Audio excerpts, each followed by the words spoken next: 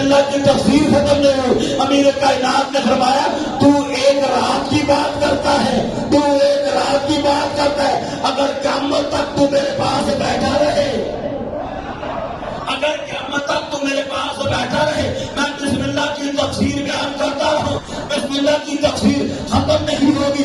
اس نے کہا یا علی, اس بسم اللہ کی اتنی عظمت کیوں ہے, اس بسم اللہ کا اتنا مقام کیوں ہے, اس بسم اللہ کا اللہ نے اتنا شرف کیوں رکھا ہے؟ تو کائنات کا امین نے فرمایا اللہ نے پورے قرآن کا علم سورہ یاسین میں رکھا ہے, سورہ یاسین کا علم سورہ رحمان میں رکھا ہے, سورہ رحمان کا علم سورہ بقرہ میں رکھا ہے, سورہ بقرہ کا علم سورہ فاتحہ میں رکھا ہے, سورہ فاتحہ کا علم بسم اللہ الرحمن الرحیم میں رکھا ہے. بسم اللہ کا سارا علم اس بسم اللہ کی بے میں رکھا ہے, بے کا سارا علم اس بے کے نقطے میں رکھا ہے.